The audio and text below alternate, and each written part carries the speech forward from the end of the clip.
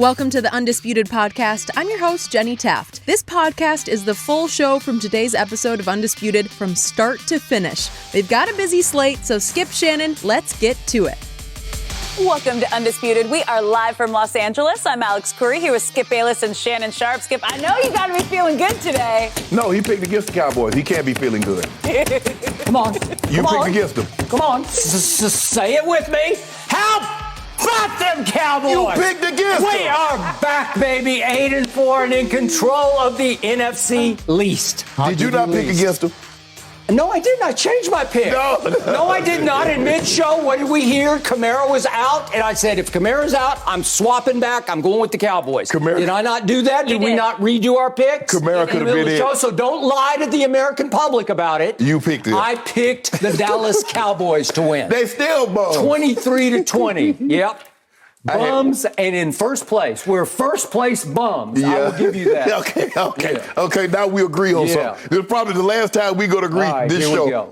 All right, well, let's get right to it because Skip's Cowboys snapped their two-game skid by taking care of the Saints yesterday, 27-17.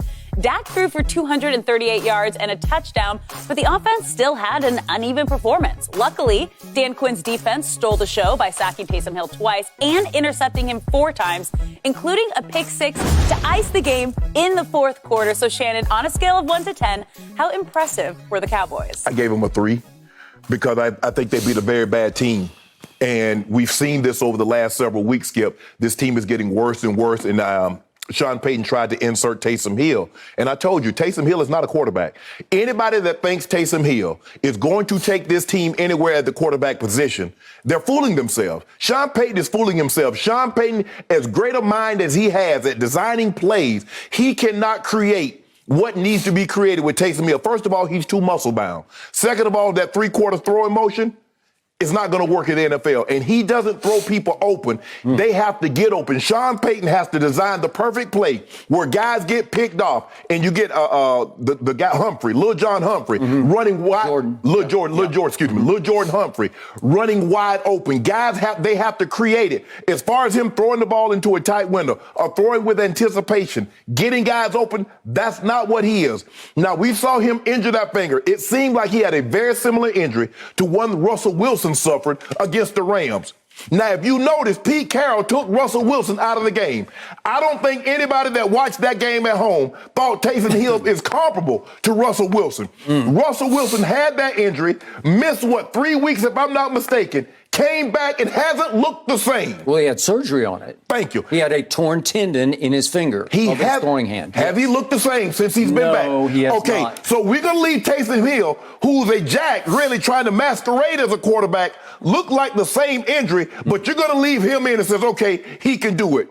Did you see the ball tailing away? As a matter of fact, we got some tape. Hey, let's get that tape. Let's get the tape out. This is it. This is the... Skip, what is that? That's Taysom Hill. And now you wanted me to give your guys a good grade here. Look at this. What did he really? Trayvon Diggs won't get an easy interception. Look at this. Now you do realize the guys in the blue shirt, they're your enemies. You don't throw the ball to them. But that's what he did. Hey, here you go. Come on. I'm gonna give you. What is that? What is that?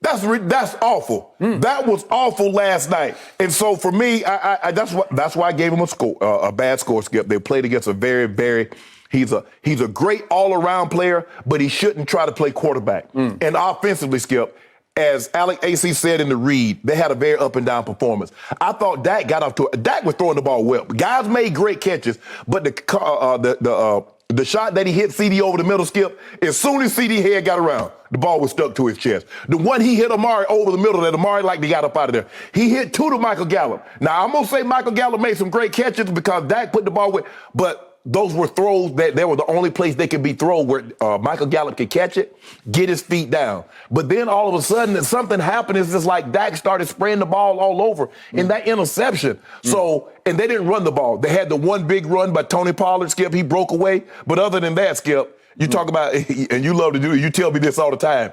Well, if you average it up, they had 23 carries for like 90 yards. That's really not good.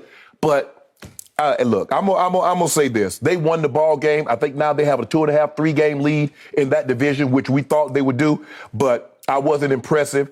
Defense took advantage of a bad quarterback playing last night. Got 4 interceptions, 3 on 3 consecutive possessions, and a pick 6. So give those guys credit. They did what they needed to do on a Thursday night.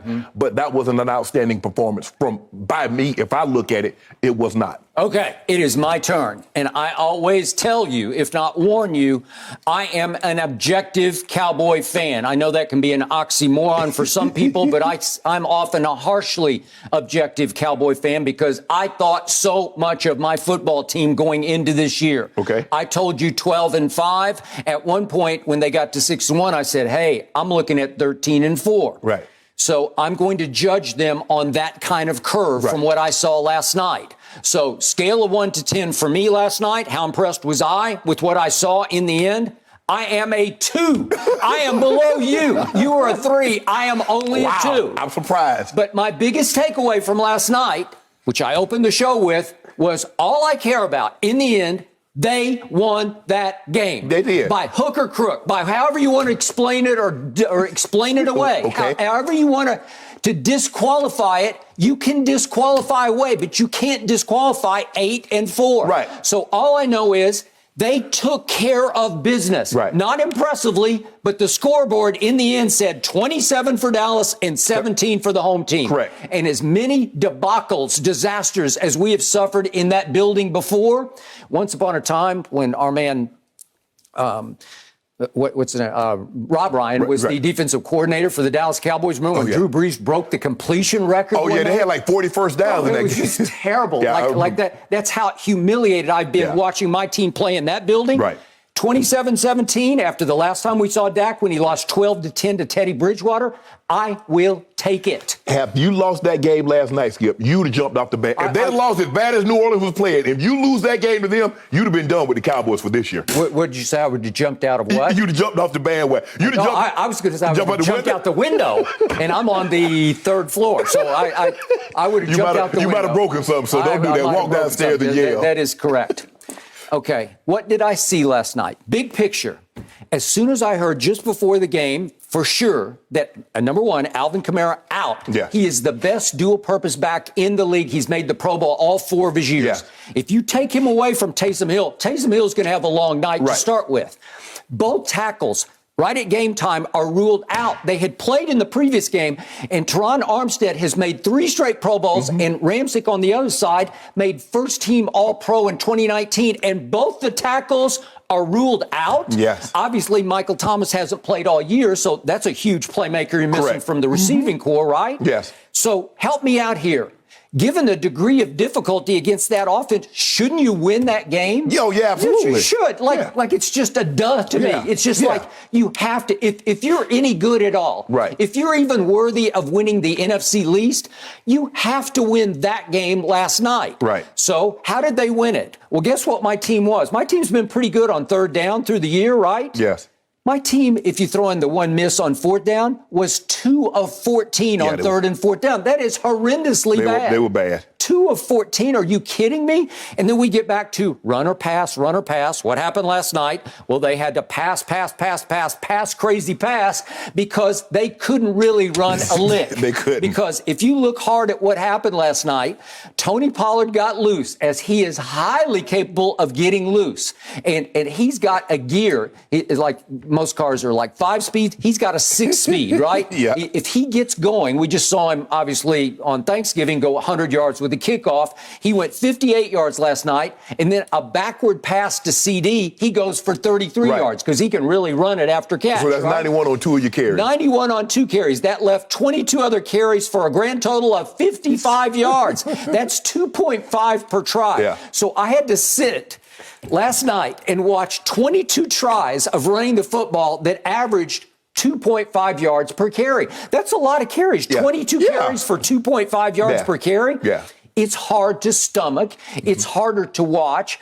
It makes my head hurt. It makes my heart hurt. It scares me going forward that all of a sudden they used to be number 2 in the league for the first 7 games, they were number 2 in the league in rushing. They have now plummeted to 7th in the league in rushing. Right. And by the way, which isn't bad, but it's not what they were. It's why I had to watch 7 punts last night. That's a lot of punting to do. 7 times they could not sustain and score. Right. Well, what am I supposed to do with that? And took a pick 6 late by my defensive tackle, by Carlos Watkins on the play you just showed, where it looked like he was the primary receiver. I don't You think I ain't gonna play, Skip? I mean, there are a lot of guys, the ball's gonna carry him to the ground. But the guy's point blank and he throws it, he jumps up and snags it out of the air like he was a tight end. It was good. He was. And he rumbled. He did. And he stumbled and he mumbled and he scored. He did. And that was it, man. That sort of capped it off. And yet it still kind of came down to a late onside kick because it looked like the Saints, after they broke a 70-yarder on us, we still give up too many big plays. We gave up an early big play and then a late big play for touchdowns, like big, long, here we go, home run kind of plays, right? Okay, so what did I see from Taysom Hill? Well, obviously, to a fault, that man on the other sideline, Sean Payton, for whom I have high regard, and so do you, he loves this man to a fault. Yes. He believes heart and soul that Taysom Hill is a starting quarterback in this league. He just gave him a deal with heavily incentive-laden at the end, but it's $40 million going up to $90 million because he sees him as his future. And again, we saw 4 starts from him last year. And he completed 72% of his passes. That's hard to do. That's up there in that Mac Jones territory, right? Yes. 4 touchdowns to 2 interceptions. You didn't like what you saw, but he subsidizes himself. He helps by he can run it. Right. Now you're talking. Okay, what did he do last night? He went 11 times for 101 yards. Yes. He alone had 100 yards. Okay, 101 yards. That's pretty great, right? And in the fourth quarter, when he got cooking, he was pretty hard to bring down. Right. And he can leap buildings in a single bound. Yeah. Okay, so he ended up throwing for 264 yards, which is not horrible. Right. But the problem is he completed 19 of 41. Well, that's way under 50%, which is just horrible. That's hard in today's game. In the first quarter, he follows through. He smashes his hand on a defensive lineman's Looked like Dorrance Armstrong, I think it was Dorrance Armstrong, and he smashed it. And you could see on the sideline, it's the droopy finger. I'm just going to guess. I'm not a doctor, but I've been through a lot of this stuff. I had it done to my left hand when I was in high school. I still have a droopy finger on my left side. But the point is that it looked like the ligament got torn. Right. It's your throwing hand. He goes in the tent. They end up putting a splint on it, and he's still in the game all the way to the bitter end. He's still throwing or trying to throw footballs. What are you doing, Sean Payton? You want to talk about stubborn to a fault? Thank you. You want to pride, Skip. Pride goeth before the fall, as the Bible says. Yep. It went before the fall because they just kept falling and failing and falling and failing. Why didn't you go to Trevor Siemian? He's okay. He's not great, but he's decent. But here's the thing, Skip. We saw the Carolina Panthers.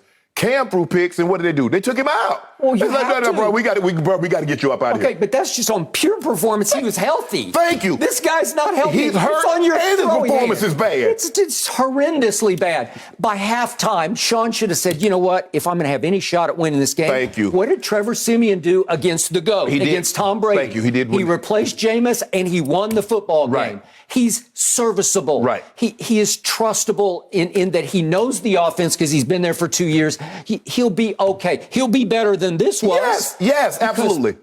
This got so bad that just as they started to roll on offense, in the fourth quarter alone, he threw the 3 picks. Could we just see him again? These are all in the fourth quarter. They're horrible picks, though. Yeah, this is 6:32 left is the first one in the game. You're getting back in the football game, and you want to talk about taking the life out of you? Okay, that ball gets tipped because Jordan Lewis got in on a blitz, and he's always making plays. And then here's the one, Diggs.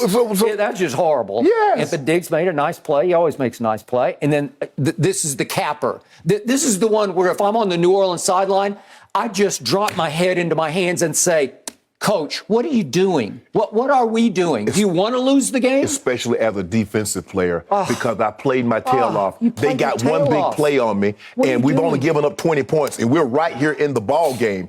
And you allow this to keep happening. It's INT after INT after INT, after skip pass, after bounce pass. And Sean, we trust you, but come on now. You see what we see. Everybody can see this. Skip, and I keep telling you, Skip, he's a pocket knife, and you're trying to eat soup with him. Okay. He's not a quarterback. Okay, I would like to have seen how he would have done last night completely healthy if he doesn't get his finger busted. Because when you got a splint on the middle finger of your throwing hand, it's hard to throw a football. It's hard to throw a spiral. But Skip, here's the thing. His problem is that he doesn't throw people open. Okay. And with that three-quarter angle. All right. So we benefited hugely from that. You did. Now to my quarterback. He perplexes me. He troubles me. He scares me. I love him, and then I try to love him all the way, and he won't let me because his QBR last night, scale 0 to 100, was just a 38, and that's what he is. Taysom had a 28, which was propped up by the fact that he ran for 100 yards. Correct. My quarterback, just when you want to just all in, embrace him, and it was off that one lightning strike on the first touchdown drive. Yeah. I got to see what I thought I was going to see all year long in the preseason. Or at least for that game, Skip, because he started off with he was dealing. But how about the one where we go 3 straight passes? Yeah. If we could see, and Amari only played 24 plays because he's still suffering the after effects of COVID. But okay. It's a great throw. Yeah, that's great. It's a nice snatch and run.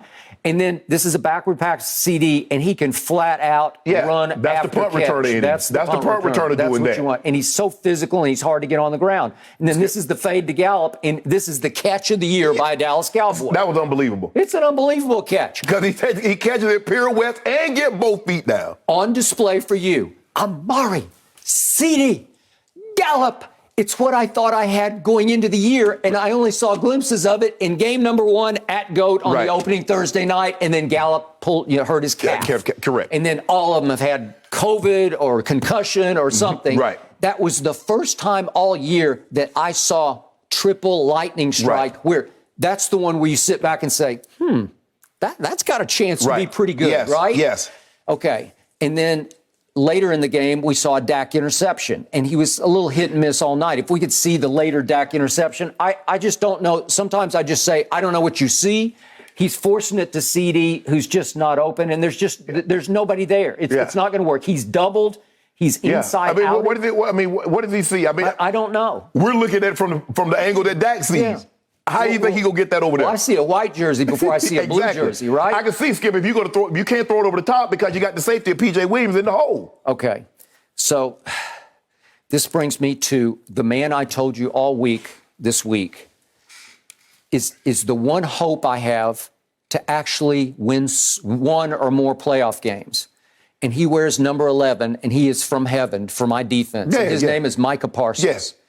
And yet, I was out of my mind all night long because we had Dan Quinn, the defensive coordinator, down on the sideline, cap on backward. Right. Screaming and yelling and hugging and kissing everybody, which is fine. Love the energy of it. But strategically, I don't know if it's his choice or McCarthy's choice or Jerry's choice or Steven's choice. I don't know who decides, but they decided last night that Micah Parsons was, going to spy Taysom Hill and just stand in the middle of the defense and just wait to see if he goes right or left. Right. Or play pass defense. Right. Like quarters coverage. Right? Mm-hmm. So the first interception of the game, if we could see this, it's late in the first half. Mm-hmm. Guess who breaks up this pass way downfield to Kenny Stills? Guess who this is? Oh, it's Micah Parsons. He's completely down to the goal line. And the ball gets tipped because he broke it up, right? Yes. And Curse snags it and keeps his feet in bounds. It was a big play because it saved some. It looked like he was going to get some points. Yeah, 3 anyway, right? Yeah. Okay. I don't know, but that Brett the Fred, that was your guy. No, he was. That's what I nicknamed him. Okay. Micah Parsons is running toward the goal line when we have seen again and again. You're running toward the quarterback. Yeah, that's what he does best. Right. He rushes the passer. He might have rushed 10% of the snaps. And if we could see the one sack that he made, I'm pretty sure he was spying Taysom, and Taysom tried to roll right, and Micah just attacked him. And just said, I got you. Well, but Skip, I had talked about, he's the type of guy that you can't run the fake to his side because more times than not, he's going to be coming. And he doesn't have the responsibility, so you're his responsibility. He's going to get you. He's going to get you because you want to talk about closing speed for a big man? You see how fast he closed. But Skip, here's the problem that you're having. And I told you can have too much of a good thing. Yep. D-Law came back. Now, okay, D-Law, what happens when you get Gregory and Basham? So somebody can't play. Now, I'm not going to be surprised if they don't move somebody in the offseason to give Parsons more of an opportunity to stay on the field full time, and he might be better served, Skip, if you play him like an elephant, like you did Charles Haley. Say, son, just put your hand in the dirt and just rush to go get the quarterback. Okay, when Charles was in San Francisco, they played him a little more like you saw Micah last night. When he got to Dallas, he was a pure pass rusher. Even if he stood up on the edge, he was going to rush the passer. But Charles, by the time he got to Dynasty Dallas days, starting in 92, straight pass rusher. Hand in the dirt. Yeah. This kid looks like a pass rusher. Yeah, he is. He looks like Von Miller. He's a little taller than Von. Yeah. But he's got that bendability, right? Yes, He's got that rare raw strength where you can't sort of figure it out. You can't practice for it because it just comes at you. He's just an athlete, Skip. Yeah. But can I ask you a question? And I know we talked about you guys, you couldn't do anything, and you talked about you had 2 carries for 91 yards. Outside of that, you had 55. But doesn't Zeke look hurt to you? Well, Skip, you saw him hobbling, Skip. He looks hurt or washed. Help me out. One or the other or both. Well, if he washed and he's limping like that, he needs to go sit down. At some point in time, Skip, instead of saying, hey, I'm going to be okay, you got to tell him, say, man, I'm hurting. I ain't got it. Skip, I mean, Zeke is a run-to-contact guy. You saw Zeke turn the blink on last night and run out of bounds on several occasions. Well, on the first time he got the edge because nobody was left home. This is in the fourth quarter. He got 10 yards, but he just ran out of bounds. Yeah. And I'm like, well, you don't want to turn it up and fight? You don't want to. Skip, and I've been in Zeke's situation. Yep. Skip, when you're hurt, I'm not trying to take no shots. I'm not trying to turn back and get no extra yard, not an extra 5 yards. I'm trying to get out of bounds because I look like he got something lower, knee, ankle, something. And that's the last thing. He's got a bruised knee. Not a hurt knee, but a not a ligament and damage. I'm definitely not. First of all, Skip, you can't turn up on it. You can't plant on your legs like you want to because of the injury. And I'm definitely not trying to take no shot on my legs after I'm injured. But Skip, he doesn't look. And I've said this, Skip. I don't think he'll ever be what he once was. But that was a far cry, Skip. That was embarrassing last night. The way he looked out there, he was hobbling. It was shadow of self. It was sad and hard to watch. Skip, you got a 3-game lead. Can you sit him down for 2 weeks now and let him get somewhat healthy? Obviously. Which brings me to the play of the night for my Dallas Cowboys. It features one jersey less than Zeke. It goes from 21 down to 20. Yeah. And if we could see Tony Pollard escape and fly, this is spectacular because he doesn't look like he's going that fast. And Marcus Williams thinks, I'm not going to let him cut inside. I'm not going to let him. And then all of a sudden he misjudges because he hits 8th gear and he's just gone, just like he went 100 yards for the touchdown. DeMario Davis took the wrong angle. Yep. He tried to backdoor Ty Smith, and he's got to go over the top of this. Yep. And once I saw him go underneath, Skip, watch DeMario Davis 56. See what he does? And once he did that, it's over. You got to go over the top and force it back inside because you can't let him get to the hole. Okay. They caught him in the perfect. I'm going to tell you again. Tony Pollard doesn't weigh 190. He weighs 210, so he's not a small back. He's a middle-sized back with rare deep speed, breakaway speed. Yeah. He's the most underutilized, to me, weapon in the whole league. For the first 8 weeks of the season, your favorite website, Pro Football Focus, graded him the #1 running back in pro football. Right. But his carries were so low, he doesn't really even qualify in anybody's head, right? Yes. Well, I need to see more of him. Even if he's going to bang away and get stuck for 0 and 1 and 2, at least I know he's got that in him. Zeke doesn't have that in him anymore. Right. He did as a rookie, but he doesn't have it anymore. But, Skip, your offensive line is not the same. They don't move people off the line of scrimmage like they once did. They're not winning. No. They seem to become better pass blockers than run blockers because they used to push people, dominate the line of scrimmage. I agree. You remember when Zeke first contact was like 3 yards beyond the line of scrimmage? Yep. Now Zeke and Tony Pollard, even last night, was getting contacted in the backfield. They were. I give you all the above, but you're going to have to live with the fact my team is 8-4, and you bet 10 cases against my team to win the division. Well, we'll see after Monday. You are in serious trouble now. We'll see after Monday, see what Washington does with the Raiders, and see if Philly. I don't even care anymore because I think I got this now. You got it. Look, I said, you see how you're talking big now. No mercy. The Tampa Bay Buccaneers will continue to be without former All-Pro wide receiver Antonio Brown following a 3-game suspension for violating COVID protocols. The defending champs will also be without backup safety Mike Edwards for the same length after the league and players union found they apparently misrepresented their vaccine status. Neither player plans to appeal. So Shannon, was this enough punishment? No. And I think they got off easy. Skip, I think the thing is that AB is learning the hard way. Every time AB seemingly has gotten into trouble, what? It was because of an unpaid debt. And then somebody go dimes him out. And that's what happened with this chef. The chef, not sheriff. Chef is that AB refused to pay what he was owed. Yep. And the guy had tried to get AB, AB's significant other had reached out, can you get AB a fake vaccine card? Yep. And there was communication. People, stop communicating illegal activity. Now, Skip, in March, the FBI said using or selling fake vaccination cards, COVID-19 cards, is a federal crime. A felony offense up to 7 years in prison, and I'm all with it, man. Yes, because you're tampering. It says you cannot tamper with federal seals. There are 2 seals on your vaccine card. One is from the CDC, the other's from the HHS, Health and Human Services. Yep. So, AB, he wanted the benefits of playing in it because what did Tampa say? They were the first team to have what, Skip? 100% vaccinated staff and players. That's what they said. Now, Tampa Bay. There were 2, I think, but they were right there, 1, 2. Right. Yeah. Okay. Yeah.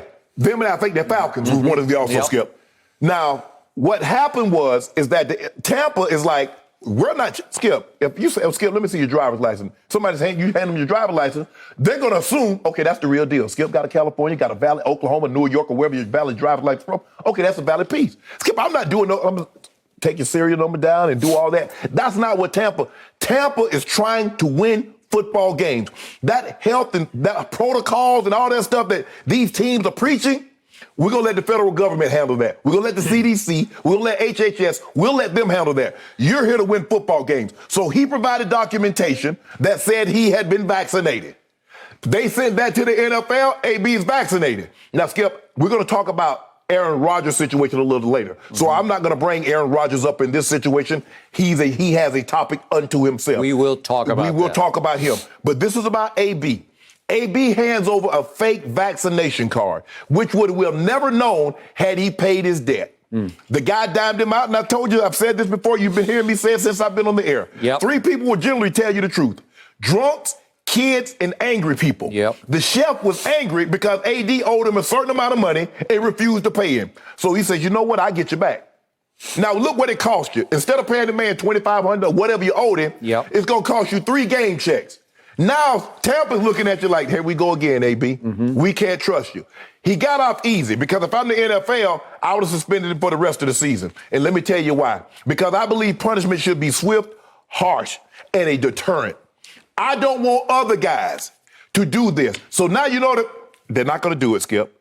But what if the NFL say, you know what we're going to do? Everybody that turned in vaccination cards, we're going to call up and see if they for real or not. See if the serial number matches the name, because you got to turn your ID in. You got to give them valid ID when you go get that shot in your arm, Skip. I know that's what I had to do. I don't know how they do it in every state, but I know in California, you better show some ID. And you do.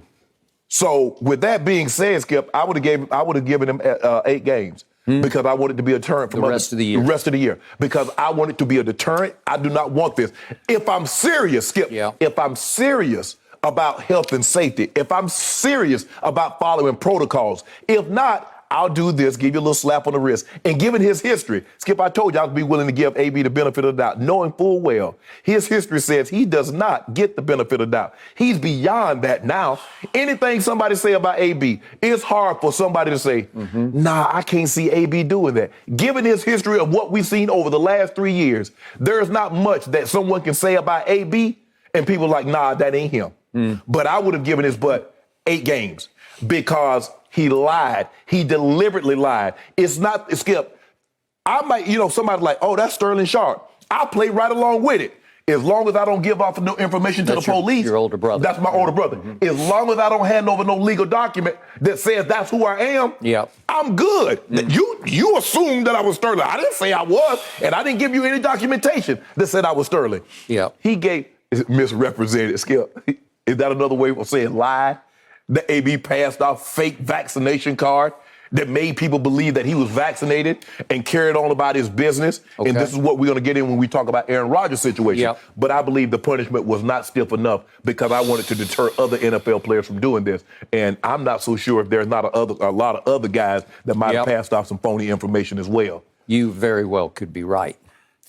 Okay, before I launch, to echo everything you just said, Mike Jones, covers the NFL for USA Today, wrote that this was nothing but a 3-game wrist slap, which you just said. And he wrote that if the Bucs really care about sending a strong message of accountability and honesty to the younger members of this football team, they should cut AB right now. That ain't the kind of message I'm trying to send. I'm trying to send a message that we're trying to win a championship again. Okay, obviously, as this goes on to say, AB could have exposed a host of teammates to a COVID-19 outbreak that could have shut down Tampa Bay for a week or two. That's where you're heading here. Could you cause somebody to get seriously ill and maybe even die? You could. You certainly could. The conclusion here from USA Today is it's always something with Antonio Brown. It's only a matter of time before he finds a way to screw it up again. The reason he didn't last year is because the quarterback of that team loves him like a little brother and took him under his wing, did Tom Brady, and it worked all year, even though he got banged up and hurt. But when he got right at the end, it worked. Because the quarterback has a connection with him, a rapport, and Antonio will listen to Tom and keep it barely in bounds enough for them to go win the Super Bowl and for him to catch a touchdown pass in said Super Bowl. That was quite an achievement, right? Okay, now here's my mixed emotion about this. ESPN also reports that according to sources, and I don't know the validity of these sources or the credibility of these sources, but they're obviously close to AB, that what actually happened was that he panicked after he acquired the bogus card, the fake card, and when it sank into him, probably from his agent / lawyer, that if you get caught, this is a felony offense, that he panicked and went ahead just as camp was starting, and he got vaccinated. And he said that after all this stuff broke. So I have some mixed emotions. He did dupe his administration into thinking he was vaccinated with the card when he first got to camp. That was the problem that he ran into, Skip. But when he first turned the card in, was he vaccinated? No. Skip, you can't turn the card in and say, I'm vaccinated. I got it. And then once the guy about to dime you out, let me go get vaccinated.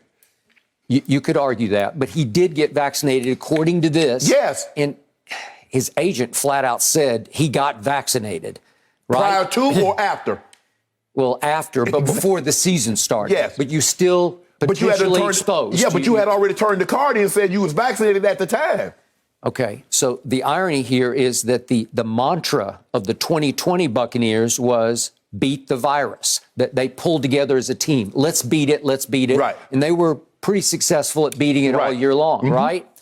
So the other issue here is that according to the NFL, about 80% of players who are vaccinated got vaccinated within the team facility. And I told you the first day that Aaron Rodgers' story broke, why wouldn't every team just say, come in here and do this? Because it's safer here. We can trust it. You can trust it. Right. We know that you actually got vaccinated. And let's let our medical people administer the shot. I'm with you 1,000%. Well, why wouldn't you do that just to make sure about it? And I know there's a right to privacy and you should be able to go wherever you want to go to get vaccinated, but it doesn't do your team any good because this is about as serious as business gets. Skip, I don't know if you've been in, but I've been in locker room. Skip, you go back there and you see a line. Guys about to get a shot in their butt. Absolutely. Guys about to get shot in the knees. Guys about to get shot in the shoulder, the ankles. Ain't no right to privacy. I can see you. You see me sitting on the table, getting my knee drained. You see me taking a shot in my butt. You see me taking a shot in my ankle, my ribs, my shoulders. You throw the right to privacy out. But Skip, I noticed something about it. There are a lot of guys that say, man, I don't want that thing in my body that's having surgery. Now, I don't know if have you ever seen anybody have surgery without anesthesia? Have you ever seen surgery? Not since 1850. Exactly. Right? So all of a sudden, I don't want that in my body, but if I need a surgery, okay, that's different. Stop it. And you're not researching what's in anesthesia, that medication. You're not. So, Skip, I just AB. Why can't AB stay out of his way? It's not people like, man, y'all got it in for AB. No, AB got it in for AB. Ain't nobody doing this to AB. Pay your debt. All you got to do, all he had to do, Skip. This would have never come to the light of day had AB just forked over $2,500, $3,000. Now, what's it going to cost him? If he's making $4 million, it's probably going to cost him $150,000, $200,000. So for $2,500, you spent $250,000, $300,000. Why, AB? Why you? Plus, you put Tom out there. Yep. Tom vouched for you. He did. Skip. That's why. I agree. That's why it's hard for you to co-sign. I ain't co-signing for you because basically that's gonna come back on me. It's like, hey, Shannon, you got any friends? No, I want no part of that because if it goes awry, you gonna be looking at me sideways. Why you hook me up with that person? No, do it on your own. Don't put Tom in a situation like that. After that man done put his line, he done put his good name on the line for you, you put him out there like this. And Arians defended him when the chef story broke. Yes. Remember, because Arians told the media, we did our due diligence. He did get vaccinated, and I really don't think this is a story, said Bruce Arians when that story broke. Yes. Okay, so he kind of put his butt out on the line for you, too. Okay, now I'm going to go just straight football here. So forgive me, we got to go back to what doesn't matter all that much when we're talking about COVID. But from a strictly football perspective, they haven't had Antonio for 6 games in a row. He played 5. He's missed 6. They've been okay without him. I do think he's Brady's favorite wide receiver target, along with Gronk at tight end as his favorite tight end target. Under these conditions, he would come back for the last 3 games, but he's got some high ankle sprain that's very serious. So he was probably going to miss at least a couple 3 games more. Anyway. Yeah, so there's no real punishment there, right? Just his salary. Now it brings me to a guy that probably a lot of our fans don't really know, but Mike Edwards is a football player. And he was all last year, and he plays a little safety and a little slot corner, and he's just a jack of all defensive back trades, and he's always around the football. Remember against Atlanta early this year? He had 2 pick sixes in the fourth quarter. Whew, really? And he leads the team in interceptions, not many, but he's got 3, and he forced a fumble at Indy. He's just a guy who makes football plays. That's a pretty big loss. Okay, so they're supposed to get Carlton Davis back. He's their other starting corner who's been out for the game at Atlanta. Richard Sherman's still on IR, but they're just trying to piece and patch it together in the secondary. So that's a big loss right now, Mike Edwards, because he's just a gamer, and he's going to be gone for 3 games. So that can't help their chances. So, again, he cost the team because he also had a fake card. But, Skip, you would think AB would say, man, I'm at last chance you. Given what happened with the Raiders, given what happened my situation in Pittsburgh, given what some of the things of people that me being out of the league for this length of time, you know what? I'm going to build my bet. Man, I'm going to stay clear. Man, I ain't finna get in the I ain't finna get I'm past that.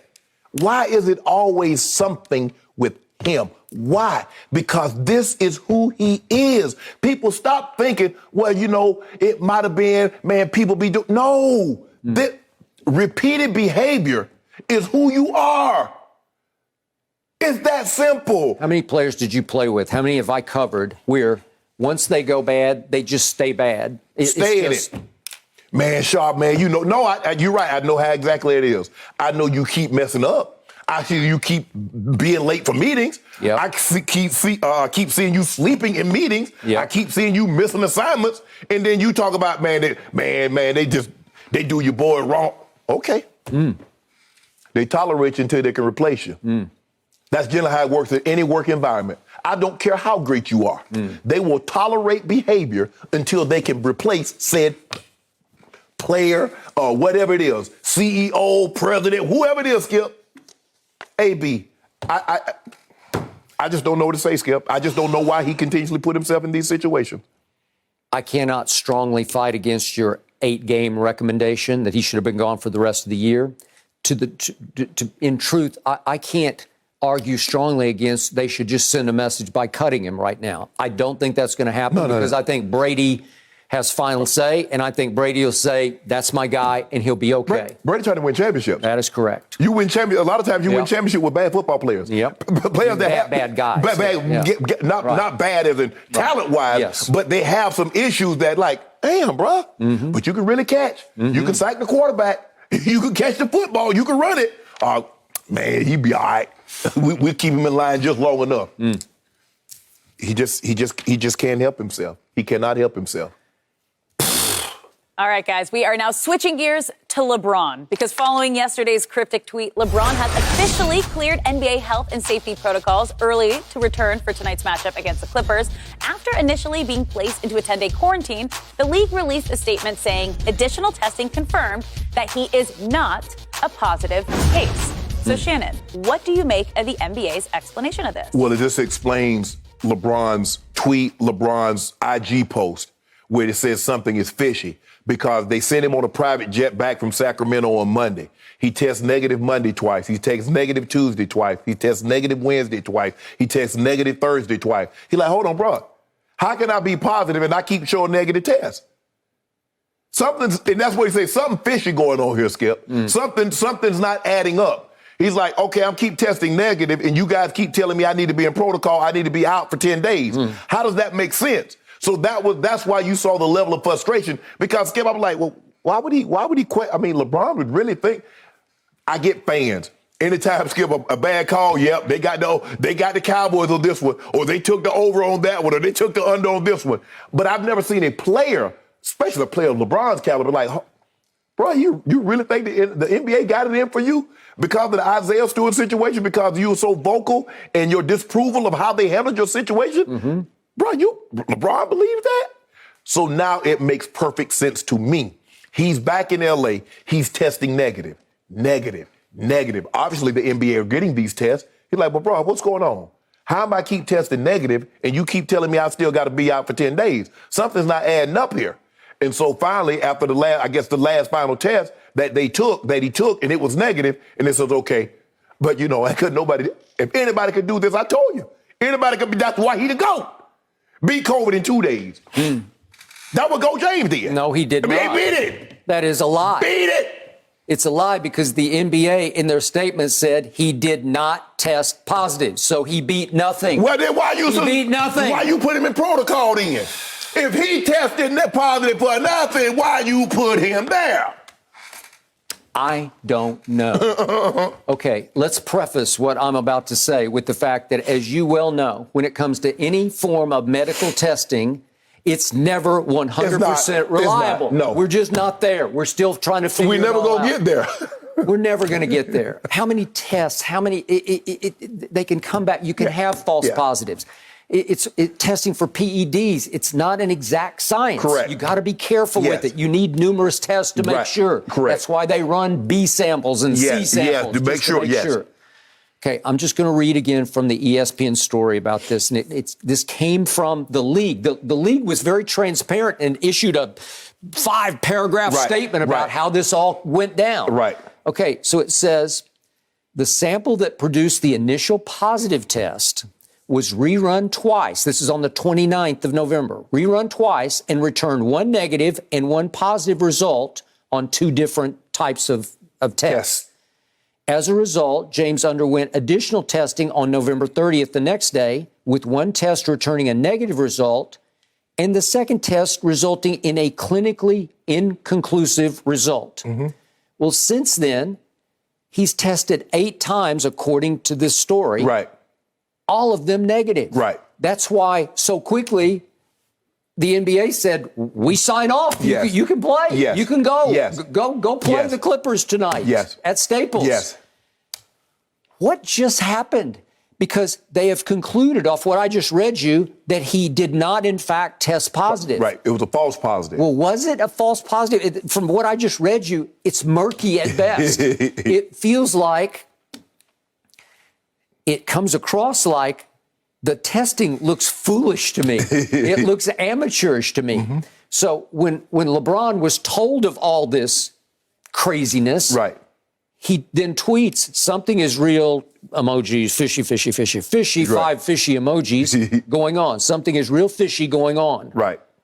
Well, he should have just tweeted, I did not test positive. Right. Because that's the bottom line to this. That's what they announced. Right. You did not test positive. He should have said, I did not test positive, instead of sort of dropping a suspicion of a conspiracy theory against him, because now there's unless the league is trying to backtrack and try to spin control it a little bit to look like it wasn't trying to take it out on LeBron for the way he fired back at them for getting suspended. Right. Skip, you and I was making a joke, and I should not have made a joke of a situation that LeBron beat COVID in 2 days. I'm glad to hear it was a false positive, because he did have one positive test in those negative tests, because they said he had a sample, it was negative. They retested it was positive, and it seems like he had 2 positive and 1, because the other story that they wrote, Skip, he had 1 negative and 2 positives, and therefore they went with the 2 positive. This is making my head hurt. Exactly. Yeah. So now he comes back and he tests and he retests and he retests and he tests again and he tests again. He's like, hold on, something fishy. So how if I'm positive, I'm getting all these negative tests right now? And the incredible irony is, this is the face of the league, man. This is your most popular player. Right. Your most valuable gate attraction. Yes. Is LeBron Ramon James. Yes. Right? Yes. And you just put him through this ringer that you put him through. What is this about? Right. You did cost him a game, and it was your fault, or the testing. But they were fortunate they were able to win that ball game. They won the game, and weirdly, they had their greatest surge of the season. They did. From sort of mid-third quarter on, they won 66-25. 66-25 without the King at the Kings. Right. I can't even explain that. So it was one weird night followed by another. Right. So they had to send him home. They won. And now, I guess all's well that ends well, because he's 100% healthy and he's back for the Clippers. Yes. And they are favored by a grand total of 1.5 at Staples. And guess what, ladies and gentlemen? They're 12-11, and the Clippers are 11-11. Yeah. So is this possible they should play this game in the basement? Because do they not both belong in the basement of Staples? Both of these teams have been very disappointed, and I think we can understand why the Clippers, because Kawhi hadn't been there. Yeah. They've been without the service of their best player all year, and you believe he's not going to play at all this season. He's gone. With that being said, look, it just seems to me the NBA is going to be very, very cautious. They're not trying to lose any more money, Skip, because remember, they shut this thing down, and they ended up having to play they had to resume 8 games, play the finals, just try to recoup some money, and then they sped it back up, and in about 60 days, they had to start a new season. So the NBA says, you know what, we're going to be very, very cautious. We're going to be overly cautious. And if we think if you test positive, we'll get you out. You keep retesting, and then you test the negative enough, we'll bring you back. But we're going to err on the side of caution. We're not having another shutdown. No. That's the last thing the NBA wants, Skip. In the NFL, the same thing. And I think if the NFL, if you're serious, you say all the money that you lost, okay. Well, you got to, when guys do stuff like what happened with AB and with Rodgers, you got to punish them for that. Yep. And I ain't talking about no slaps on the wrist. No. So the best news here is, for me, LeBron James, not positive, was never contagious, was never a threat to his teammates or his family or his friends. And what did I tell you right out of the box when we first heard the news? I think it was on Wednesday's show. I told you how much it shook me up the night before to hear that even LeBron got COVID. I know a guy that had he been vaccinated, he might have could have played in a Thursday game. Oh, I remember that guy. Yeah, I know a guy, had he been vaccinated, Skip. That guy, Amari Cooper, is that who you're talking about? Him or Rodgers. Oh, or Aaron Rodgers. That's who we're going to talk about in a few minutes. Yeah. By the way, Amari managed 24 total snaps last night because he is still suffering the effects of COVID. He's got a little cough, not contagious, but coughing. The breathing. Remember Jaylen Brown? Jaylen Brown says he's still. Jason Tatum saying the same thing. I'm trying to get back to where I was pre-COVID. Cam was never the same last year after he got COVID. Agreed. So. I'm glad everything worked out. Everything's okay. Your man's okay. Here we go. Yeah. They're going to have some big trouble tonight, but that's a whole nother I don't see that happening. Do you see what the Kings did? Did you guys? No mercy. The Cowboys escaped New Orleans with a 27-17 win last night, giving them a bit more of a cushion in the NFC East. Now, Dallas is now 8-4 as they go into the home stretch of their schedule, including 2 games against Washington in the next 3 weeks. Shannon, from what you saw last night, how far can this team go? They'll win the NFC East, which is a very bad division, and the reality set in, that's it. They beat a running back playing quarterback with a banged-up hand. that doesn't impress me. If you look at them offensively, Skip, they were very, very inconsistent. They didn't run the football with the exception of those 2 runs. And maybe you can pop up 1 or 2 of those in the playoffs, but that's not very, very likely. You're probably going to need a little bit more consistent run game than what they've been getting over the last 5 to 6 weeks.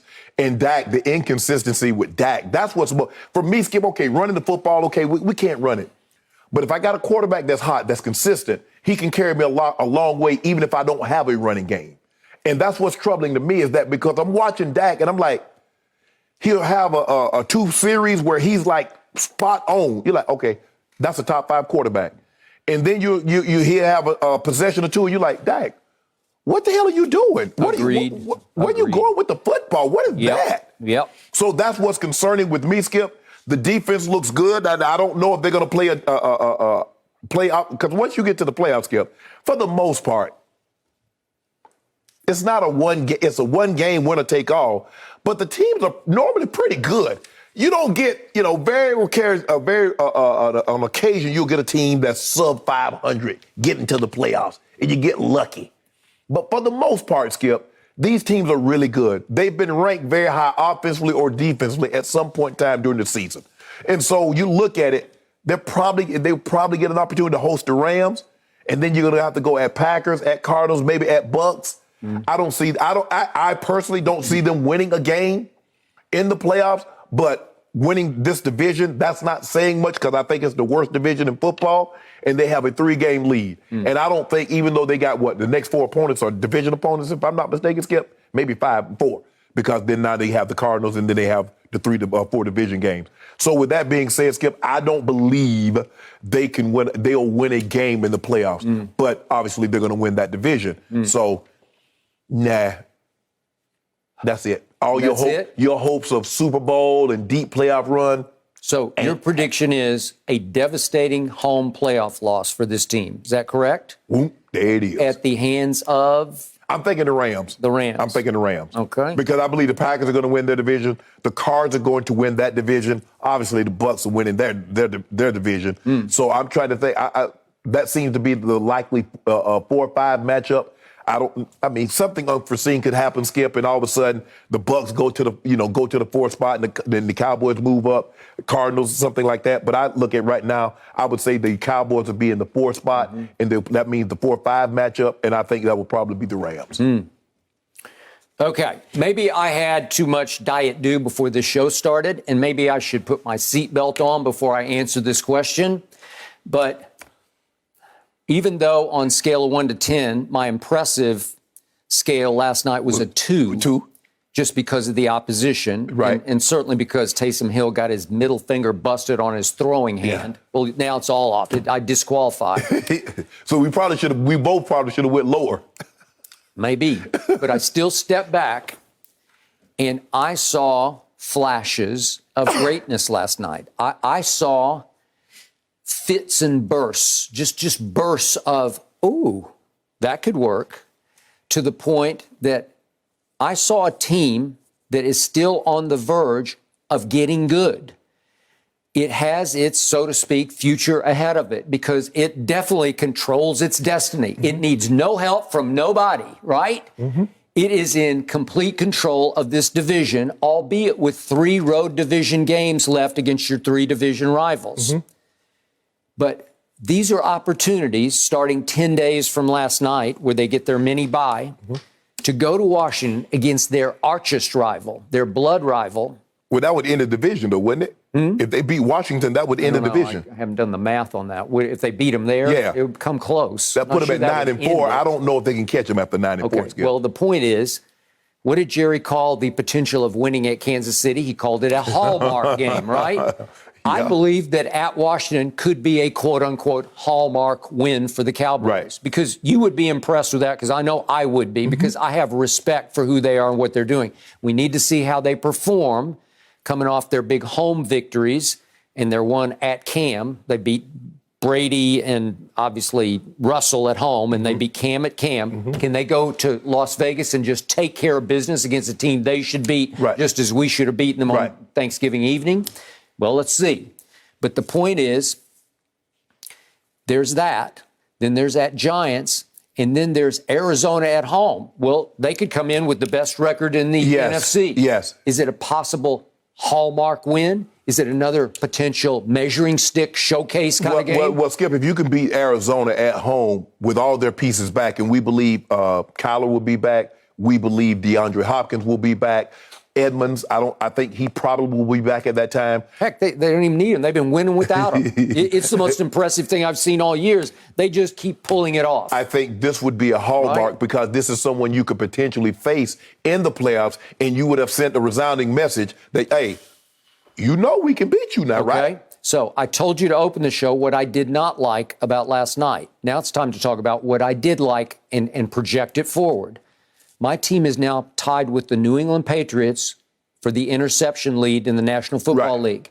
You can't discount that. Right. You can't explain it away.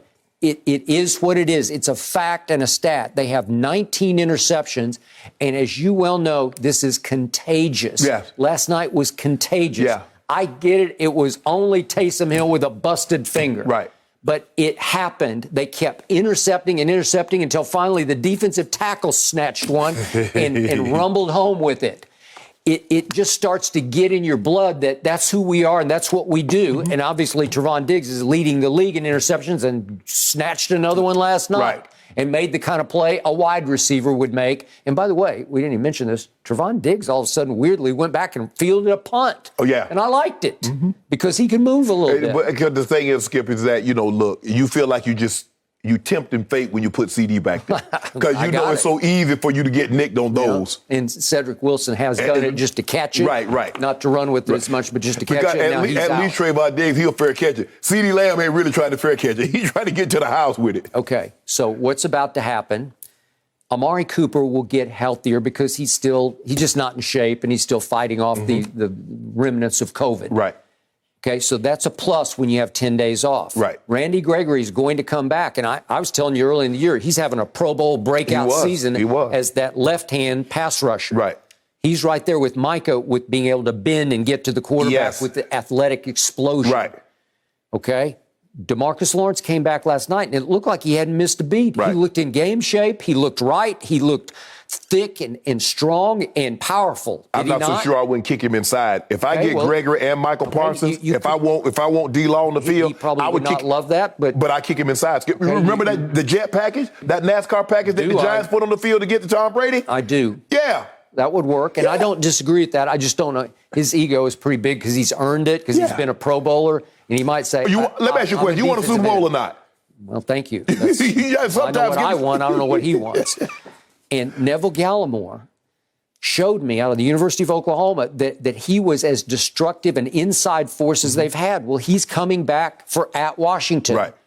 Okay, so what did I see last night? I saw 3 difference makers on the football field, and I haven't been able to say that for a while about this team. Micah Parsons is special. Yeah. You agree? You saw it coming. Difference maker. Yeah. I don't like the way he was utilized, but it's still, I got him, and nobody else does. And think about that, Skip, how poorly he was utilized, and he still had an impact play. He did. He made a play down the field. He broke up a pass like he was a DB, like a corner, okay? Playing quarters coverage. He was playing quarter. The good ones do that. They do. The good ones, you don't have to have 50 plays. They impact the plays that they're out there. I told you, CeeDee Lamb slowly but surely would take over as the number 1 receiver, and he got 13 targets last night because he's the go-to now. And again, you said it's Amari. That's fine, and I'm glad I got Amari. Don't like it that he wasn't vaccinated, but I'm happy he's back. My point is, CeeDee Lamb is a difference maker. He is a game changer. Which brings me to little number 20, who's not that little because he weighs 210. Tony Pollard has shown you in back-to-back games he's a difference maker. Yeah. Because it doesn't grow on trees that you can run a kickoff back 100 yards or get the edge and cut it up the sideline and show a 7th or 8th gear of speed that even dupes Marcus Williams into taking the wrong angle. Right?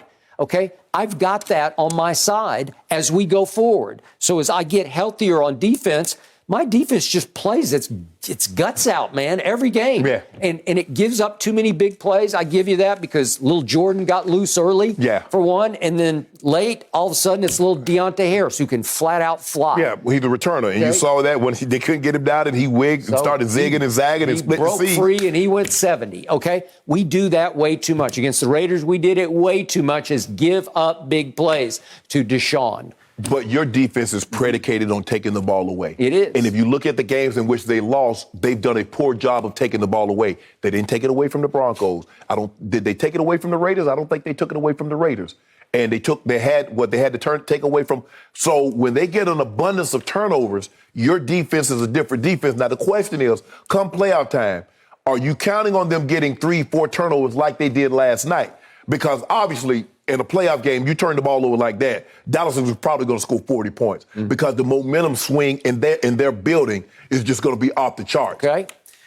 What is the key stat that defines pro football winning and losing? It's called turnover differential. Yeah. It's like clockwork every year. You can just go down the list. Take it away, don't give it away. My team is now +7 in turnovers, which ranks 7th in the NFL. Right. That's top 10. That works. Right. If that starts getting even better, this team has a chance to win a playoff game. And you suggest Rams, that's the one I want. And I'm going to go on record right here. Oh, you want that one? What are we, December 3rd? I'm going to go on record because we still have a ways to go. Right. What do we have, 6 games left? Are we 6 or 5? 6. 6. Yeah, 6 games left. I'm saying if it did come down to Rams at No, you got Dallas, 5. 5 games. 8-4. That's They right. got 8-4. They got 5 games. Yeah. Okay. They got 5 games. That's because they played Thursday. Right. Okay. 5 games left.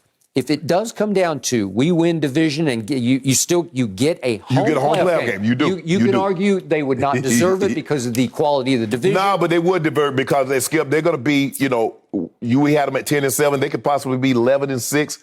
You had them at 12-5 at first, and you recalibrated because you got nervous on me. But, 12-5, Skip, even in a bad division, that's a great record. Okay, so if it's Rams at Dallas, I got Dallas in that game. Oh. And to win a playoff game at all would be a significant achievement. No. Yes, I will take it. Hold on. We would raise a banner for the division. You would. We might raise a banner for one playoff victory. Hold on, time We just might. Skip, you guys have done that. You guys have already won a division. You told me, Jerry, Steven, everybody's told me this team. I've even heard Troy say it reminds him of the 90s Cowboys Super Bowl. Were they happy with winning a playoff game? Or they wanted the whole shebang? Well, we last won a playoff game against Russell Wilson at home in 2018. And then what happened? The Rams humiliated us at the Coliseum right out here in Los Angeles. You remember you had the playoffs in 2016? You beat Aaron Rodgers. You was all talking about we own the Packers. We beat the Packers, my team, my guys. And what happened? Well, we came back to 31-all. And Mason Crossbar happened.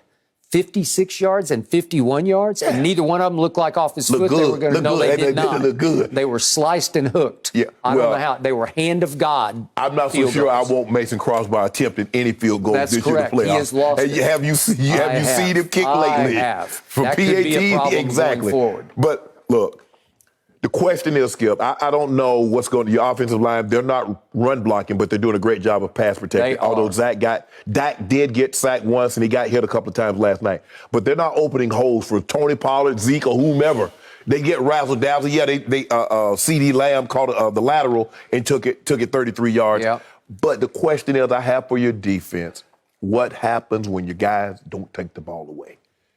Y'all don't look good. Because we saw the Broncos not give it away and beat you down. Okay. We saw the Raiders didn't give it away and put 33 on you. So that's the question. If you don't take it away in a ball game, can you win a ball game in which you don't take the football away, Skip? Do you feel comfortable saying, you know what, even if we don't take it away, Shannon, we still can win the game? You feel comfortable saying that? Is my offense capable of exploding on anybody? You better believe it is. But have we seen the explode? I guess now we like to think now the teams that make the playoffs, their defense is going to be a lot better than the Falcons. You would agree with that, right? I would agree with that. But opening night at GOAT, at defending champ, we look like a Super Bowl team. So I saw that, and then injuries started happening, and all kinds of bad stuff started happening. Everybody banged up, Skip. I got it, and they're banged up too now. But the point is, Last night was the first night I sat back with all three of those receivers on full display. Even Amari not quite right yet.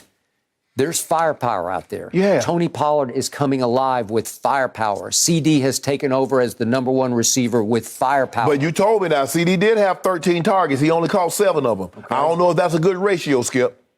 The ones he caught were impact plays. Yeah, right? yeah. Oh, but see, that is what should be concerning to you. Okay. Because you see Dak throw the ball with pinpoint accuracy. Yep. And then all of a sudden you start seeing him spraying the ball all over the place. Which is why he has tumbled all the way to 20th in QBR in the league. 20th.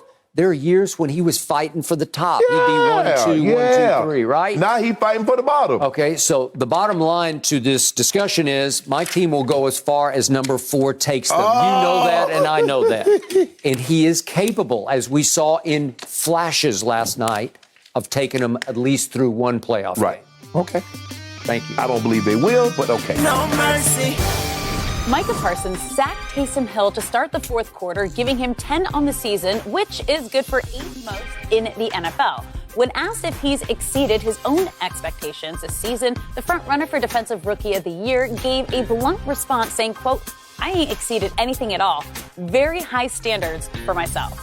Shannon, did you like or have a problem with how Micah was used last night? Well, I've been telling Skip, I said, Skip, you jumping for joy by getting all these guys back. Now somebody's gonna have to be on the bench, and somebody's gonna have to be playing a position that they're not used to playing. Because when you get Randy Gregory back, and you get D-Law came back last night, and Micah Parsons, everybody can't play defensive end and can't rush the quarterback. Somebody's gonna have to drop in coverage. When you drop Micah Parsons in coverage, you're not using him to what he's good at. Yeah, he can drop and break up a pass here or there. But I would much rather have him closer to the quarterback than down the field. Same thing with Randy Gregory. So for me, yes, I would like to see him rush probably 85, 90% of the time. If you want to give him a break, switch it up, sure, let him have him cook the flat. Okay, fine.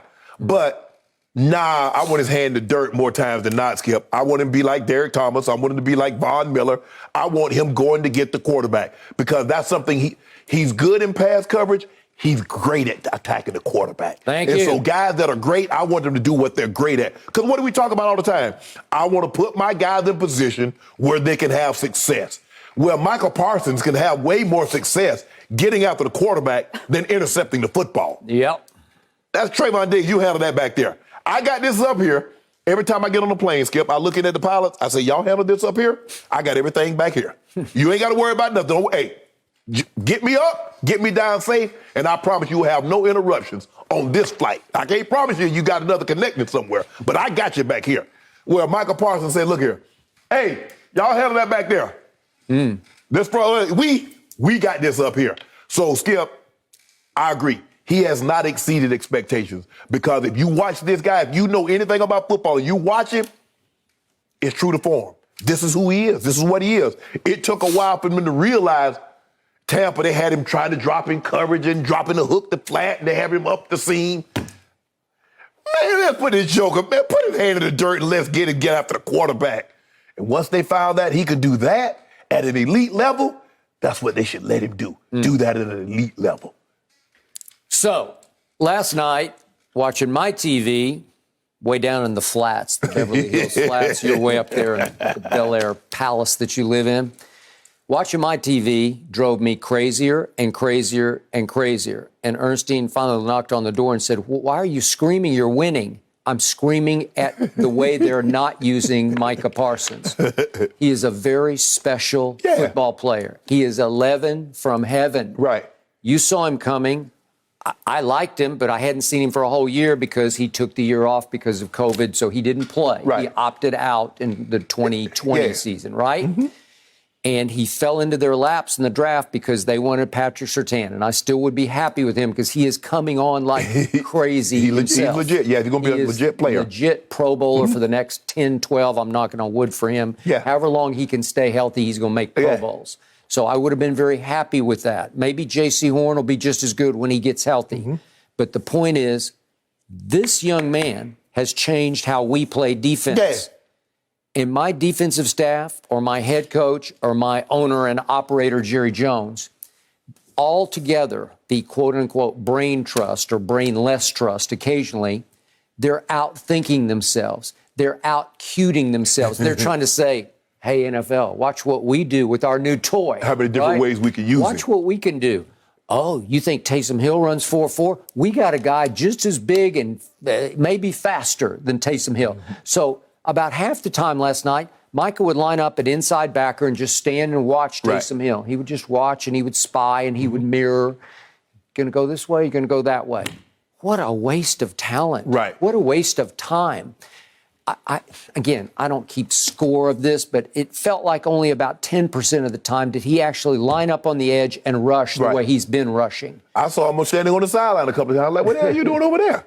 And we got to see the one play of the night, the Javon Curse interception on the downfield throw to Kenny Stills, once of the University of Oklahoma. If we could see what Micah Parsons does on this play, he goes downfield and breaks it up like a cornerback. He's all over little Kenny Stills. Let me ask you this. You know Lawrence Taylor. You know what he was. Did you ever see Lawrence Taylor do that? No. Did I ever see the great Charles Haley ever do that? No. Did you ever see Von Miller do anything like that? He might occasionally zone blitz where he would drop hook the flat. Yeah. That's what they do with the guys that you just named, hook the flat. You're not trying to get those guys down the field. He's running with a little receiver. I don't know what Kenny Stills goes. He's like maybe 6 feet, 190, something like that. But he's just a little wide out. And Micah Parsons is running down and he finishes the play at the goal line. This is unheard of, and this is very unwise because it has wrong written all over it. He helped force a pass to get tipped up in the air that Curse was able to secure before he went out of bounds. I give you that. But the problem is, Skip, is his versatility works against him. Because I can take him and I can drop him in coverage. I can carry somebody up the seam. I can't do that with D-Law. No. I can't do that with Randy Gregory. No. So because he's so versatile and we try to find different ways, now we got to show you just how versatile he is, Skip. Well, guess what? He's going to carry on a rail route. He's going to carry the wide receiver up the rail. He does. Get his hand up in the head, and he'll get a pick. The other guys can't do that. So now, Skip, I want to keep him on the field, so I just can't. But if I put him at a pure pass rusher, so that means D-Law or Randy Gregory, one of them can't play. Because they can't play D tackle on rundowns. Now, you put him on, Skip, it's third and long. Yeah, I get me a NASCAR packet, put him, Gregory, D-Law, kick him inside. One of those other guys, maybe Dorrance Armstrong. Okay, we're going to come play. I got basically 4 D ends, and I'm coming after you. Try to block me inside with your slow guards, and I'm going to put pressure on you. But because his versatility sometimes harms him, because he can do so many things really, really well, he can rush the passer great, but those other guys can't do that. So so that kind of works against him. But if I'm Dan Quinn, he ain't getting. You got hook the flat. I'm gonna let you drop hook the flat twice a game. Other than that, I want you in the backfield, son. And by the way, every once in a while, he'll line up right in the middle of the formation. He'll stand up right in the middle of the D line and have to work his way through all that tonnage. Center and 2 guards. Where you're just going to have to try to out-quick him, out-slide him, out-bend him inside and get loose. Well, I'm okay with that, but where is he at his greatest? I want him on the edge. I want him in space. Off the edge. I want him in space. Help me out. Better pass rusher from what you've seen, Randy Gregory or Micah Parsons? Micah Parsons. What's Micah Parsons? Micah Parsons is their best defensive player. You might be able to make a case, Skip, by the it's all said and done by the end of the year. He might be their best player. I'm not saying he's their most valuable player, but you're going to make a strong case that he's their best player. I can make it. Better pass rusher, DeMarcus Lawrence or Micah Parsons. It's not even close. Okay, so don't outthink yourself. Don't out-cute yourself. But Skip, I can't put a guy that's making $20 million there have him come off the bench. Okay, but you have to figure it out because you have to play to your strength. Your strength right now is number 11. So don't second-guess it. Don't try to rearrange it. Just say, I got to line you up. He's best off that left edge. He just roars off that left edge, and he's starting to resemble Von Miller at his greatest. Well, you Skip, because normally your best athlete is left tackle. So I'm going to put him against some of the worst athletes, which are the right tackle. Now, he can beat left tackle. Don't think he can't now, because he can. Because his quickness is unmatched. And you got him on an indoor fast turf. He's going to race you up the field, and he catch you, sitting to get upfield. He's going to dip across your face. And what I love is his closing speed. Oh, he can close, yeah. Could we see that sack one more time? Where he just gets loose on poor Taysom Hill. This play is over in about a second. Look at the closing speed. Taysom Hill can move now. As we can see, he ran for 101 yards. And he's like, I'm dead. You got me, right? I'm down. I give up, right? He got him, Skip. Okay. You see. That's what you got. That's what you're wasting covering Kenny Stills. What are you thinking? Because remember, New Orleans was down its 2 stud tackles. Right. One was a first-team All-Pro, and the other has made 3 straight Pro Bowls, and neither could go. At game time last night, they both sat down. If they had rushed him like they did, say, the previous 4 or 5 games, I'm not so sure he doesn't have 3 sacks last night against those guys. Okay. Because that's how good he is. Because D-Law, even though D-Law is a good pass rusher, Skip, you got to be realized now he's been out 10 weeks. So he's got to get his feel back. He's got to get. He looked good, though. He's got to get. Well.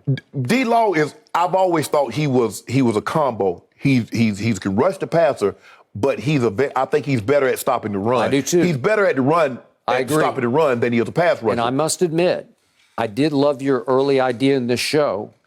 Maybe you want to kick him inside. Yeah. Maybe you want to ask him to play a little bit of tackle so that you can get Randy Gregory and Micah coming off the edge. Yes, especially Skip on passing, obvious passing downs, third and long. That's what the Giants did. The Giants put their best pass rushers on the field. It wasn't, he a D tackle, he got to play because he a tackle. No, we're going to put our best rushers on the field. Justin Tuck and OC. Yeah. And I think Cofield. Strahan. Yeah. Yep. Yeah. So you get them all on there. Yeah. Yep. I got it. So, in the end, I don't know what they're doing. I loved having Dan Quinn on the sideline, but I didn't love what Dan Quinn was calling because that's lunacy. And imagine, Skip, having a game with D-Law and Micah Parsons on one side, and then you got Gregory on the other side. You can run games with them. You can do a lot of different things. Or you can just say, hey, you on your own. Just go get the quarterback. You know what? You just talked me into winning 2 playoff games this year. How about that? 2. No mercy. Sunday on Fox, Kyler Murray and the Cardinals look to continue their push for the top seed in the NFC against the Bears, or Washington battles Derek Carr and the Raiders, or other regional action. Check local listings for the game in your area, all on Fox and the Fox Sports app. Alabama and Georgia are set to face off in the SEC championship game tomorrow, with the Crimson Tide likely needing an upset win to get into the college football playoff. Meanwhile, a victory for the Bulldogs would ensure them the top overall seed in the playoff. So, Shannon, who wins? Skip, the smart money would say pick Georgia. They've been dominant all year, especially defensively. They got a lot of guys that's going to be playing on Sunday. You can make a case that Jordan Davis is the best defensive player in football, college player in football, although I think Will Anderson is the best player, the linebacker from Alabama. Maybe. Coach Saban is 9-11. He has won 9 of his last 11 games against top 5 teams. He's 24-1 against former assistants. As we know, Jimbo Fisher and Texas A&M got him this year. I don't believe Alabama can play worse than what they played for 58 minutes of what they played against Auburn, the rival. And we know the Iron Bowl, Skip. We know that rivalry. That thing runs deep. It's hard to say there's a better college rivalry in football than the Iron Bowl. I know Ohio State and Michigan, Skip, but when you talk about that thing split right down you either Alabama or you Auburn. Ain't no, well, you know what? I kind of like both of them, Skip. You know, I like Bo, but Coach Bryant was my favorite. You unfortunately forgot Texas, Oklahoma, but go ahead. But, Skip, you talk about different states. I mean, just imagine if Texas and Oklahoma, they border. We right here. They in the same state. So for me, Skip, I think Bryce Young right now is the Heisman Trophy front runner, especially after that moment in which he had a 98-yard drive to tie the game and then a 2-point play in the 4th overtime to win the game. He has a big game. I think he sews that up. I just think Alabama's defense will do it. Because I'm still not so. I'm sold on Georgia's defense. I'm not sold on Georgia's offense. They don't. I mean, Stetson Bennett. Are we sure Stetson Bennett the 4th? Are we sure he's a legit big time quarterback? Because they always get short fields. They know they don't need to score but like 10 points. Because remember, Skip, the best defense they played was Clemson. They put up no points against Clemson. They got a pick 6. They won the game, 10-3, 10-7, but that was because the defense basically shut Clemson down for the entirety of the ball game. They did. So I believe Alabama will have more success than what they had early last week against Auburn. And I'm going to say they win this ball game. I think they pull the upset. Georgia still makes the college football playoff because of their only one loss. And they've been, number one for the last 6 weeks, 7 weeks. But I'm going to say Alabama gets it done. They find a way to pull this off. And Bryce Young wins the day. Low score? I'm going to say, I didn't have a score here, but you know what? I'll give you one right now. I'm going to say they win. I'm going to say they win 24-20. You just said that the Crimson Tide will score 24 points on a defense allowing 6.9 points per game. You ain't played offense like this. And we get Jameson Williams back, Skip. He's the best receiver in the SEC. Late of Ohio State. Yeah. Ladies and gentlemen, I would like everyone out there in our viewing audience to know that Shannon Sharpe, born and raised in the state of Georgia, just picked against Georgia because he is all in for reasons I don't understand with Coach Saban. Yep. Saint Nick, who I occasionally call Ain't Nick, but you did not attend the University of Alabama. I did not. But you are all about Roll Tide. Right. Coach Saban. Coach Saban got this. And I'm all about Troll Tide. Yeah, we know. Yes, we do know that. So I don't really understand how you could pick against your home state team. The Athens team, the one that everybody is going to be mad for in your city. It's basically a home game because they play in the Mercedes-Benz Dome. They're playing in the Mercedes-Benz Dome in Atlanta, GA. So given all the above, I'm still not surprised because since we started this show together, you have been all about Roll Tide. Yeah. So I get that. But I got to tell you, the Tide is about to roll right into a big old brick wall. It's about to be out. The Tide will be out because the incredible thing is Alabama hasn't been this big an underdog in 13 years. Coach Saban's first year, if I'm not mistaken. Back to 2008. -6 it is right now, unless it's changed since. Yeah, it was 6.5. It's coming down. See? You see what's happening? It's coming down, Skip. They have been favored, have the Crimson Tide, in 92 straight games until now. And they're not just like a 1-point dog or 2. It's 6. Yeah. It's significant 6 points because that's about what it should be. Because I watched the Iron Bowl and I was stunned to the point of being mystified by how Bryce Young could not move the ball against the Auburn Tigers. Yeah. It went on and on and on. And the longer it went, it seemed like the harder it was for him to get a first down, let alone a touchdown, because late in the game, with 1:11 left, you're down 10-3. Yeah. So you've scored all of 3 points, and here came that young man. Yeah. And I don't disagree with you. He made a Heisman statement. I'm not saying he won it, but they go 97 yards in 12 plays in 1:11. And that throw that he made, 28 yards out of nowhere to Ja'Cory Brooks, who had caught, here we go, here's the, what a throw, and what a catch by a kid who's now caught 4 total balls this year. Right. Are you kidding me? He had him on earlier, and he ran a comeback, and they came back and ran the same play. If you watch this drive, people, I know you remember at home, he had him earlier on a go ball, and he pulled up and he ran a comeback. We got to see it one more time because this is a That's big time. And That's big time. Skip, why are you playing that coverage? Can you tell me why you playing press coverage? They did it all game. That's how they were going to live and die with it. Yeah, but Skip, they did. They lived and died. Listen, you know, of all people know how hard that catch was. It's over the wrong shoulder, and it's hard to track it. And then it's hard to catch it. It's hard to subdue it. Well, it's going on. It just comes out of nowhere. It's not like you've been doing it all year because you hadn't done it at all. He hadn't done it all. He probably wouldn't even had Williams. That would probably been Williams in the game had he not been in there. But Skip, look. Okay, Georgia, so to your point, that could be a Heisman moment right there. That could be because that ties the game at the buzzer of regulation. Yes. Leading to the overtime. Right. And here we go. And he was very good. But let me finish with this about Bryce Young. Despite a hot hand late in the game in an overtime, he winds up 25 of 51. That's 49%. Is that good? That ain't good, but no.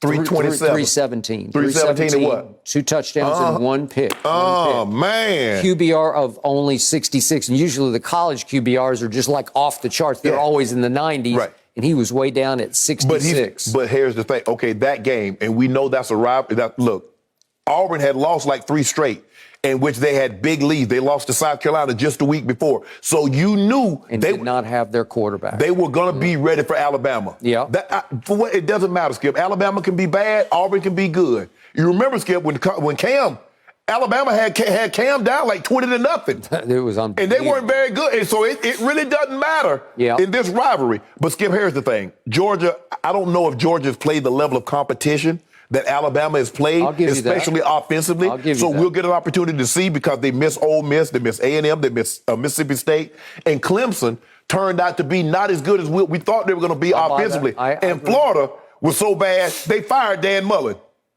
They did. So we'll get an opportunity to see. It's strength on strength. Okay. Alabama's offense, we know that's how they butter their bread.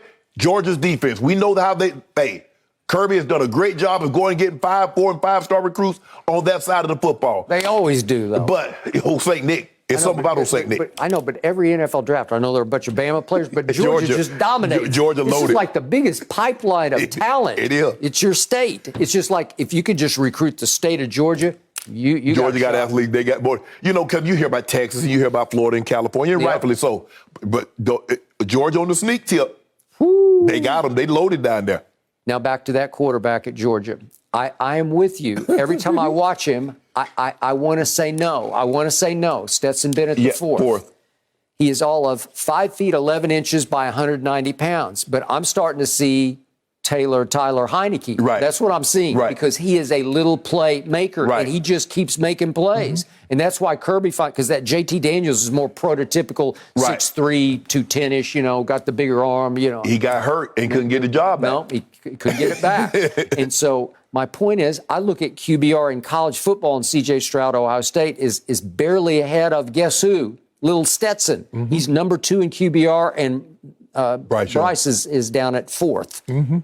Okay, so his numbers are saying yes. But he don't have nearly, Skip, they don't allow him to throw the ball like the other 2 guys are throwing the ball. Because I think Bryce Young is 40-4 with like 3,900 yards. C.J. Stroud is like a little over 3,800. And I think he's like 38-5. Stetson Bennett, I know he doesn't have more than probably 20, 25, maybe 20 touchdowns. But he hadn't made many mistakes, I got to tell you. Well, that's the way they play, Skip. Because if you don't turn it over, what's the likelihood of somebody going 70, 80 yards against that defense? And so Kirby is coaching like Coach Saban used to coach. Let's run the football, play outstanding defense, make them travel the long way, and they can't beat us. So you got to put them to the test. Watch Obama jump out on him and make old Stetson Bennett. And here's Stetson Bennett. He goes Stetson hat, Stetson boots. Really? He got to go. Yeah, Stetson. We're going to beat them both. The hat, the boots, and the Bennett. Really? Yep. All Stetson's going to lose on Saturday. All I know is when I'm watching the Iron Bowl, Alabama's line didn't look like it was made of iron. It was made of balsa wood. That's what it looked like. That thing was leaky. Against that this front, this front seven is hellacious. Yeah, that D-line. It comes from everywhere. They got me nervous, Skip. I'm nervous about the problem. I'm nervous about the offensive line. Because really, we got one, the left tackle. Neal, he legit. But all the rest of them, because think about it, Skip, the right tackle that was starting, he had replaced the right tackle that got benched. Coach Saban had to come back and bring the guy that got benched, bring him back in the game. They replaced the center. They did. Okay. So I got Georgia for 1K straight up. Thank you. No, you got to give me the point. Give me the point. No, I'm not. Hold on, Skip. Georgia, straight up. Hold on. You playing a game in Georgia. You playing a game as a 6-point favorite, and you want it straight up? Somebody's got to stand up for the state of Georgia, and it's not you, it's me. I got a case on Georgia. Now you standing up for the state of Georgia. Yeah. No, you stand up for the state of Oklahoma. Yeah, well. I guess you going to be a USC fan now with old Lincoln. No, I'm stinking Lincoln. No mercy. Tony Pollard had one of the few splash plays for the Dallas offense last night, a 58-yard touchdown run in their 27-17 win. Dak showered praise on Pollard afterward, admiring he, quote, ran through a tackle and showed his speed. That was big and much needed at the time. Now, meanwhile, Zeke Elliott struggled again, only getting 45 yards on 13 carries with a banged-up knee. Shannon, is it time to go with Pollard over Zeke? Skip, Zeke looked hurt last night. For the first time I saw Zeke hobbling. He's running like he got a nail in his foot. And it's not a pretty thing. And I understand that Zeke is not the player that he once was. I've made that abundantly clear. But I still think there's a solid role for Zeke in this offense. I think now with a 2.5-game lead, Skip, you sit Zeke. You got the long break. Even Washington, I would not play him. I'm going to because, Skip, at the end of the day, it's not about winning the division. You're going to win the division. But I believe a healthy Zeke can go a long way in helping you go further than the one game in the playoff. Let Pollard, bring somebody up from the practice squad and let them get these reps right now. Because I think when Zeke is healthy, Skip, he can give you the tough yards, soften the defense up. So now all of a sudden, Tony Pollard is that fast guy where they could be in position to tackle Zeke because he's not as fleet of foot as Tony Pollard. Now Pollard hits that seam and he's through the door. And so that's the way I believe they should play this out, Skip. We saw last night. It's not like there's some big old holes. Now, do I believe Zeke would have hit his head on the goalpost like Tony Pollard did? Absolutely not. Not on that run. But there are a lot of 1s and 2s and 1s and no yards and -1. There's a lot of that going on, Skip, outside of the 58-yarder and the 33-yarder by C.D. Lamb. Yep. So with me, I would let Zeke take 2 weeks to get healthy and bring him back once he can contribute. And Zeke, look, that's in us. When you've been that guy, Skip, man, I'm good, bro. I'm good. Hey, I'm good. You not good. If Zeke watches himself on film today, he's going to look and says, that's not me. I don't want to put that on tape because Jared ain't watching that. Because guess what they're going to say? Man, Zeke, just what you said, look like he's hit the wall. That's what Jared Jones, bro, your linebacker. They saw your linebacker, what he's putting on tape, and they say he hit the wall. Yep. And Jared loved it. I know. Jalen Smith. But at some point in time, Skip, you can't keep putting bad film out there now. You cannot. So you just said that there's a solid role in this offense for the highest paid running back in football. That's what Jerry's calculating in his head. Yes, really? Yes. So we do know that late in the game in the fourth quarter, that Zeke got the edge at one point without resistance, and he just ran out of bounds. But he did get 10 yards. Right. And we also know that a little bit later, he did find an open hole, little gap up the middle, and he barreled forward and sort of fell forward on his face and got 10 more yards. But we also saw 11 other plays in this game. And I'm going to ask you and our viewers to just quickly run through the 11 that went nowhere slowly, if we could, to your point. Because there's the first one. That's for 0. And then here we go with the 3-yarder. Then we got a 2-yarder here. This is hard to watch. This is hard on me. I just get beaten down by this. Then we get a 3-yarder. Skip, it ain't no holes, Skip. That was like a good run. That got 3. And here's a big run for Zeke. That actually, great body. Man, he got 4. He got 4. Come on, man. And here's the worst run of the night. That went for nowhere fast, -2. Skip, I mean, look at the line. Look at the line. Look at it. I mean, they're playing on the other side. And claws. He got 4 there. And then we got a 2. It's relentlessly hard to watch. And then we end the game with a 3. He's fighting his heart out. Yeah. You know, he's just playing his guts out. And he got 3 there. Doesn't have a lot of burst. Doesn't have a lot of quickness. He'll fight you. Yeah. He'll run through brick walls, but he's hit the brick wall. So there we have it. That might be the problem. You ran through the brick wall one too many times. I just gave you 11 runs for a grand total of 25 yards. That's 2.3 yards per carry. It's just not good enough. Right. And I see lightning strike with number 20 as opposed to 21 because Tony Pollard has a gear of quickness, obviously a gear of speed that Zeke no longer has. Yeah, but Skip, if you look at it, he had 6 carries for 13 yards. Other than his one lightning strike. And if we could just quickly see the 58-yarder, because this happens every once in a while. Yeah. If you'll give him enough touches. DeMario, don't go. But DeMario don't go underneath that. And he doesn't look like he's running that fast. And then Marcus Williams thinks, I got him. I don't want him to cut back on me. I don't want him to cut back. And all of a sudden he says, he just outran me to the flag. Yeah. Huh? If I play him, I'm a strider. He doesn't look like a guy that can stop and start. No. So I'm going to play him. I'm not going to play him to cut back. I'm just going to go to it. That's not like effortless, long-striding Eric Dickerson Memorial kind of running. It's like, it's just like cartoonish feet, but he moves. Right. He goes. He's like a bigger Kyler Murray to me. But he goes 6 feet, Right. 10-ish. So he can run it between the tackles. And I'm with you. If you sit Zeke, I'm fine with that. At Washington, just let's see what Tony Pollard can do. Maybe he'll have some none-yard runs, as John Madden used to say, but he might just get loose a couple of times. Skip, and you're talking about Tony Pollard, okay?